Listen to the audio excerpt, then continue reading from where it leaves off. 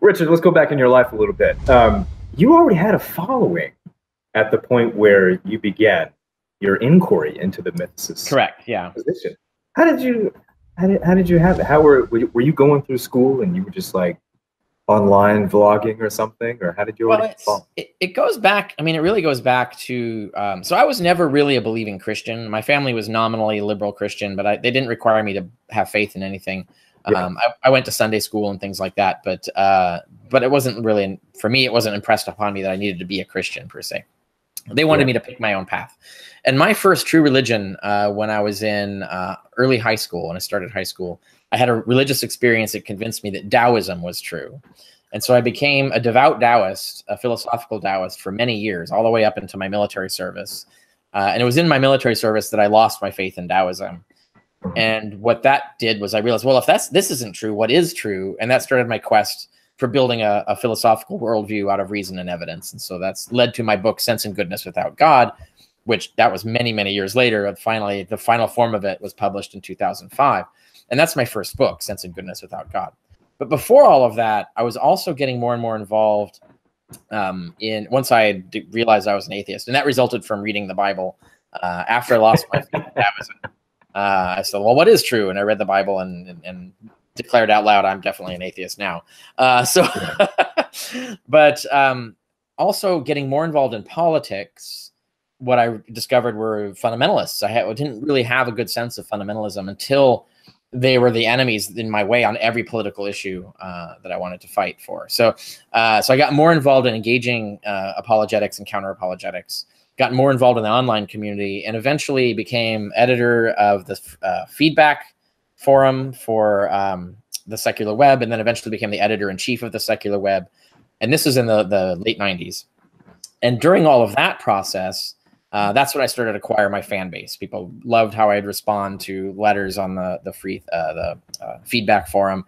Loved my work on the secular web because I published articles and so on, and did more and more of that. Then my book came out. Then I was on the speaking circuit. And so my fan base grew, just enjoying what I was writing and composing. Eventually, I got into blogging as well, and so I'm still blogging today. So some of my best work is on my blog at richardcarrier.info for those who are interested in that. And that's what created this sort of following. And at the same time, I ended up going to university, ultimately got a fellowship to do a PhD in ancient history at Columbia. Took a really long time. That was over a decade of grad school. But I had my following during all of this. So when it came time, when I got my PhD, I had a really strong fan base that were willing to fund my research on the historicity of Jesus. And how do you feel like your work has been received by your peers? Mixed results. Let's say in biblical studies, let's talk about that. Historians outside biblical studies largely don't care about the historicity of Jesus, so they rarely comment. It's just scholars in biblical studies that care. And of course, the Christian ones care for obvious reasons. And the secular ones care because it's also, in many respects, it's a threat to their whole body of work, because they've been operating on the assumption that Jesus existed. And there's this sort of institutional inertia where they just don't like interlopers suggesting that their fundamental theories are wrong. And it's the same thing that happened with Thomas Thompson in the 70s, right? So that was the same sort of pushback against this "there's no Moses" thing. And I'm basically starting that movement on the "there's no Jesus" thing, or at least we should be Jesus agnostics in terms of historicity, at the very least. And so mostly there's a sort of stalwart push to ignore my work and not read it and not confront it. And the ones who do confront it clearly don't read it, because they actually completely get wrong what's actually in the book. And I've confronted several of these scholars on this point. On my blog, you can find a list of responses to defenders of historicity. I have an ongoing list of names of people who've tried to argue in this subject. And you can go and look, and you can see where they just don't read the book.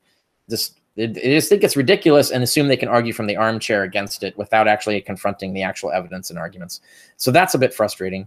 But at the same time, there's about 8 of us, this PhDs in relevant fields who are at least historicity agnostics about Jesus and gone on the record as such. And about 3 others who've at least admitted that it's a plausible theory, that it deserves a place among all of the debated theories of the origins of Christianity. So we've got, 11 scholars now who at least think this should be taken more seriously, or actually agree that it's doubtable, the historicity of Jesus is doubtable.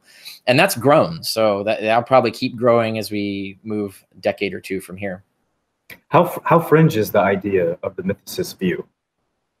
It's reasonably fringe, right? So like if we talk about 8 scholars on the record who admit to agnosticism at least, and only 3 others who say it's plausible. Now I know for a fact there are many more who do think it's plausible, or who are doubters, but won't go public for it because they don't want to deal with the backlash. They don't want to be called ridiculous and lose their grant money, or get screwed over in their university appointments and things like that. So there are folks who stay underground on this, but the ones who've come out, it is only right now like basically a dozen of us essentially. So that's I don't know how fringe that counts. If there's a dozen dissenting scholars, it's a difficult field to measure though, because there's about 80% of it is fundamentalist or devoted Christian. So there's a strong religious bias that's very difficult to overcome. So really, you got to look at the secular scholars in the field, and it's really difficult to figure out who those are, because sometimes scholars won't be out about what their religious bias is, and so it's difficult to figure which scholar should you trust on this to be an unbiased analyst. Well, atheist scholars, secular scholars, are the most unbiased because they don't care whether Jesus existed or not. They can explain Christianity without the supernatural either way. So atheism is compatible with both. It's not a threat to atheism. So atheists can have a more objective view of it. And I think that's probably where we're going to gain more ground. Probably some of the more younger up-and-coming scholars will be freer to entertain this possibility than older established scholars. The same story that took place with Moses and continues to take place in all kinds of paradigm shifts in the history of history.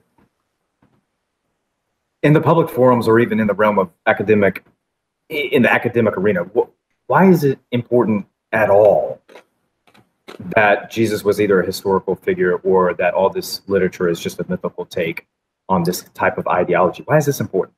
Yeah, it shouldn't be hugely important. It's important in the basic sense that we want to accurately reconstruct what happened in history. So everything is important from a historical perspective. Like the historicity of Hercules, the historicity of Homer, these are serious things discussed in the field. There's no existential worldview threat to suggesting that Homer didn't exist or that Hercules didn't exist.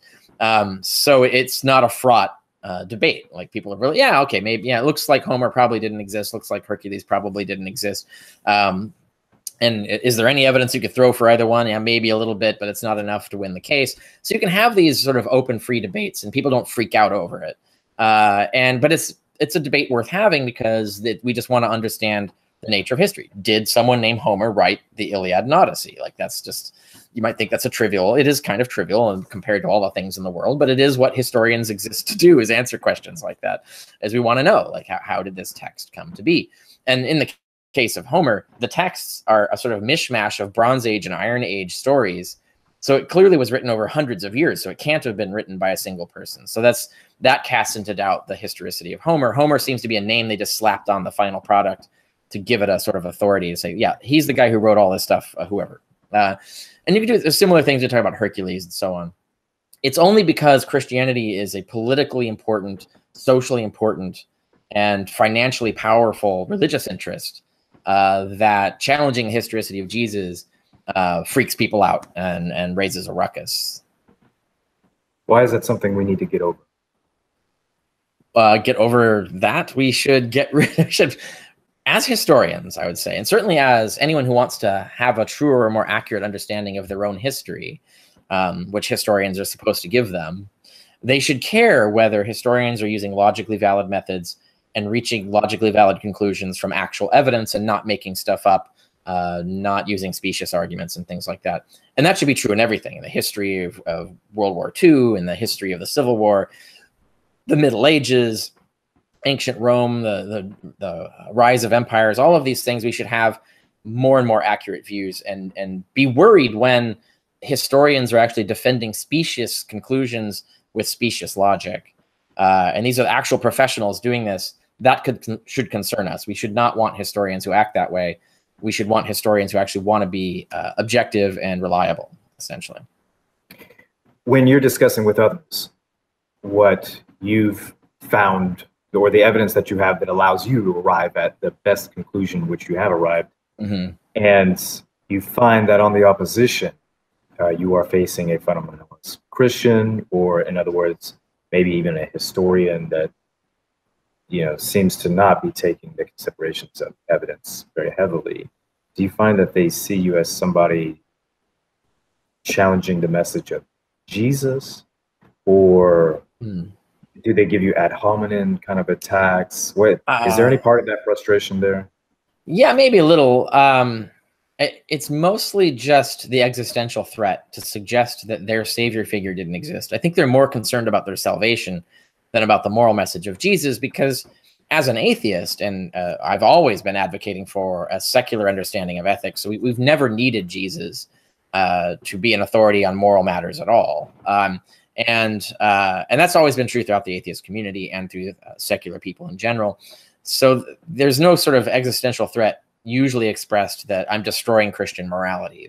That's kind of an old argument that died out like 20 years ago, practically. The morality argument is died out?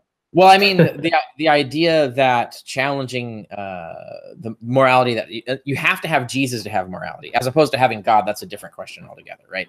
To say that we need the figure of Jesus to get our morals from, that just doesn't sell very much anymore. And so it might sell within Christian circles, but they can't push that narrative to seculars usually. They do sometimes try it, but it is one of the weakest of arguments that you run into. Now, the moral argument for the existence of God, that's a whole other story. But that only gets you to a God, not necessarily to Jesus specifically. Right. And that's a different matter.